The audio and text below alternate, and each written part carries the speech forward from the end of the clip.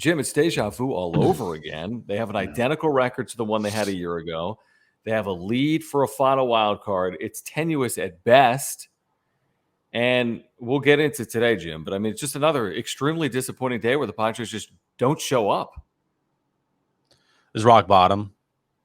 Bob Melvin said it today. Yeah. This is it. I see in the chat, Car Zombie Eatery said it's they're lifeless. Absolutely right. They are a lifeless team right now. They're just a collection of players. They don't play like a team. They don't do anything like a team, really. And it was pathetic to watch this team over this homestand. And really for the last, 10-game road trip and then a six-game homestand. So the last 16 games has been just some of the worst baseball that you could watch offensively. Just pathetic at-bats after pathetic at-bats. I think, I don't know the exact number, but in the 12 losses since the trade deadline, because this team is 8-12, they've scored I think 18 runs. Total runs. Yeah, 18 runs in those 12 losses. And you know how many runs because they scored? roll over. They roll over when they're losing. They can't rise above adversity. They literally crumble at the first sign of adversity. In any game, they go down 1-0. It's over. It's over. And in the 8 games they've won, they've been front runners. They scored over 50 runs in those games. I think they might have, gone down a couple runs, then come back or whatever the case may be. But they are very good front runners. They get out to a lead. Most of the time, they win those games. But when they go down 1-0 early on, they fold in like a cheap suit. They are so weak. They're such weak-minded that they can't overcome. It's just a simple 1-run deficit. Never. Yeah, I think you're right, Jim. I really do. It reminds me, it's almost identical to 2021. We blamed it on they didn't make trade deadline moves. Their starting pitching was gas. Their manager wasn't good. Well, now you make trade deadline moves. I know it's not all perfect. Soto's been out. Tatis ain't coming back. Your starting pitching is better than it was a year ago. Your manager theoretically is better than he was a year ago. And you're in an identical spot, not one game better than you were a year ago. And someone convinced me otherwise. How is this team going to finish better than last year's team finished? It's the same situation they're staring at. Tough schedule, adversity, other teams like Milwaukee having an easier schedule than you.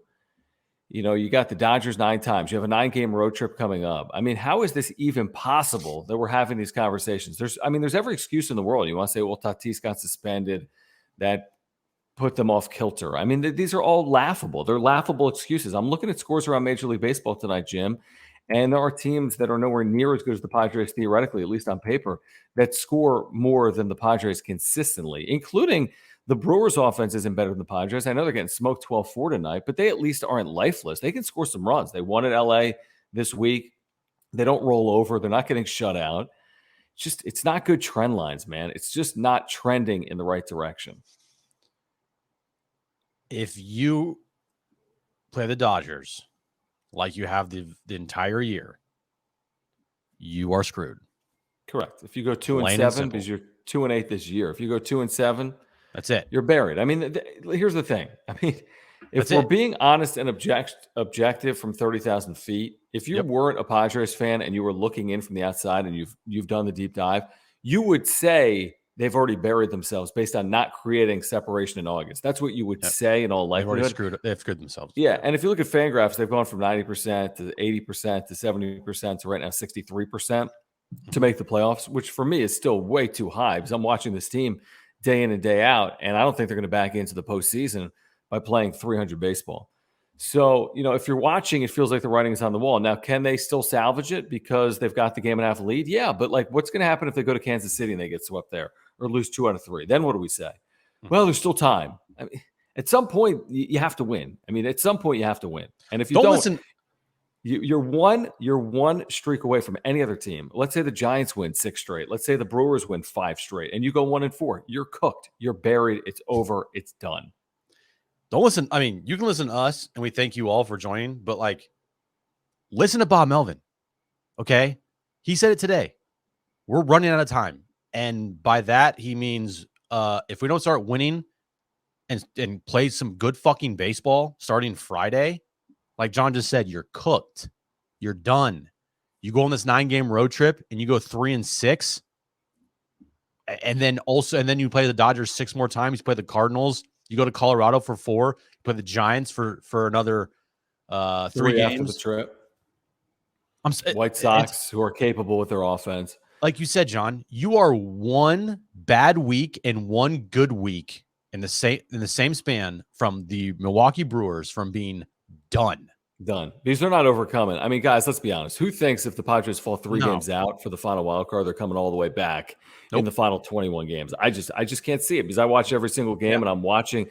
The tea leaves are pointing towards the Padres needing to do it now or it's not going to happen. Cam, thank you for the super. Thank you guys for hanging out. If you want to make sure we get your comment, click the $ down below in the chat. It's a great way to support this channel. We appreciate all the supers that roll in throughout the course of a show. We'll interact with all of them. Cam says this. As like some freight train is literally like in my home. I mean, literally, not just a freight train, the loudest helicopter in the history of the world. Listen to this. Like literally, we're under attack in Del Mar. I mean, it's fitting, right? He says Padres play on the Comedy Channel starting on Friday. Shake my head. I feel like we've been rock bottom for the last couple of weeks. Help. Prayers emojis. Yeah, the whole rock bottom thing. I saw some of a great tweet today, Jim, on social media. Like, there's no such. If you've been a Padres fan, there's no such thing as rock bottom. Guys, it always gets worse. Get worse. It gets worse. And look at 2021. There was no rock bottom until the season was over. Yeah, it gets worse. It could always get worse. And this season has been such a roller coaster ride. From 17 games over 500 to now, I believe they're only 10 games over 500. And they should be lucky that they're there because the way that they've played baseball has been just the most uninspiring baseball you've ever seen. I mean, besides Manny the last 3 weeks, this team has done nothing offensively. And every one of them needs to be called out. Jurickson Profar, Jake Cronenworth, Trent Grisham. Ha-Seong has been pretty good. Jorge Alfaro, Austin Nola, the entire bench, Will Myers, have all been Brandon Drury, Josh Bell. They have all been beyond pathetic. And that is the reason why this team has gone into shit. Because your role players are playing horribly. Nobody's stepping up. Nobody. And this will be the reason why they missed the postseason. No, you're right. The role players have been bad. I'm with Mark, our title sponsor. I mean, I was preaching this today. I've been preaching it recently. Campusano should be here for Alfaro. If you're watching Alfaro, it has been an absolute disaster. I mean, he's had no chance in the batter's box. None. You know, what does he bring to you defensively? I mean, if the argument is Campusano isn't a good defensive catcher, well, I could tell you right now that Austin Nola and Jorge Alfaro are not exactly Johnny Bench back there, or not exactly Pudge Rodriguez back there defensively. So, Alfaro, thank you for your service. You had some big moments. They were months ago, and maybe he's hurt, and that's a reasonable excuse. If you're hurt, it's time for Campusano to get the playing time that Alfaro is currently receiving. What's going to happen that's worse than the way Alfaro has played with his 500 OPS and his 1 million strikeouts? And then Rosario, I'm with you. Now, Rosario's an infielder. You know, he primarily plays infield at least. Grisham has no business being on a team that's trying to make the playoffs. He's just trying to figure himself out right now. And by right now, I mean all year. And really since 2020, he's just trying to find out who he is. He's completely lost. So now is the time to think outside the box, AJ Preller. I'm not going to tell you right now. I think AJ Preller should go if this team misses the postseason. Is it too late, though? I don't think so. Changing so much of your team this late in the year? I don't think so. I really don't. No, not something like. I mean, Campusano is homer now back-to-back games. No. I mean, he deserves an opportunity because Alfaro has not taken advantage of his. So who's the core of this team? Who's been the core of this team all year? Machado, That's it. Musgrove. No, offensively. Well, Machado, That's and it. and arguably So it's Soto like these last 3 weeks. what AJ Preller has been literally doing is Machado's the base piece of this team, and he's been working everything around that. Is that a recipe for winning baseball? To constantly be moving all these pieces around one guy? Well, dude, I mean, I hear what you're saying, but last year they didn't move pieces; they sucked. This year they go get generational, transformational players, guys having career years. I'm not talking about Mhm. Soto. I'm talking about Drury and Bell. Like, you know what I mean? Like, I don't care. Whatever they've tried hasn't No, I don't care worked. either. I'm just trying to point out to like maybe reasons why this is not working because of how much change there has been, and you bring up Campusano and Eggy Rosario and you put them in there for For guys that haven't done anything. Grisham and Campusano. Like it, I mean, is this too much change? Maybe No. it helps, maybe it doesn't help. Like, Come but on. I mean, got to try something. You're going to let the ship just sink? I don't know, I'd rather John. go down fighting. And I agree with Ben. I mean, yes, he needs, Alfaro gets consistent at bats. I'm giving Alfaro's ABs to Campusano, and I'm saying you can't be worse. It's not possible. It's not possible. But he would be worse. Also, the reason why they'll make or miss the playoffs won't be because of just that one move. Again, the guys like Profar and Cronenworth and Josh Bell and Brandon Drury, if those guys don't hit, which they're not hitting, they're not going to the postseason. Well, no, I agree with you. I do. We have to remember this about baseball. It's about more than individual performances. It's about cohesion, collectiveness. It's about having the right puzzle pieces. They don't have the right puzzle pieces right now. Those guys I named are puzzle pieces that right now are doing jack shit. Well, they're doing jack shit, but also I'm wondering if there's another combination of players here in the final 30 days of the season that could maybe help get them over the hump. They're listless. We're all saying it. They're lifeless. I mean, you can't allow yourself to be there and not try to get off the mat, is my point. Campusano's a good hitter. Look, you agree. I mean, but you're not going to hit his minor league career. You're not hitting Campusano 1 through 6. You're not. But Jim, they don't hit with men in scoring position up and down the lineup. Today, we talked about in the air, first and second, nobody out for 7, 8, 9. They go pop up, pop up, pop up. I don't care where they hit. Well, like Profar's doing nothing. Cronenworth, like I like Jake Cronenworth a lot. Yeah, he's really good. But this year has been a very average year at best for him. Mm-hmm. Okay, or below. Very average, and he has been horseshit this entire month. No doubt about it. He's had a couple big hits. Other than that, Jake Cronenworth has been really bad. Josh Bell has been really bad. Brandon Drury has had a couple moments, but other than that, he's been really bad. Jerkson Profar fell off a cliff. Juan Soto, he's been good, but not enough production offensively. And that sample size is small. I don't think that's worthy of really and now he's hurt conversation if the other people, to your point, were doing their jobs. Now, how many games he played as a Padre? Because he didn't play the last 2, and they're 8 and 12. 17? Yeah, I mean, that's just not enough to say, man, I wish he had another home run. I mean, it's 17 games. Like, they don't have the luxury of waiting for this stuff, though. I know, but that's not the reason. Soto is Soto's not a reason. On base. I agree with you, John. I'm just saying, if he were driving in runs and hitting home runs and maybe hitting for more slug, he's batting and I'm with you.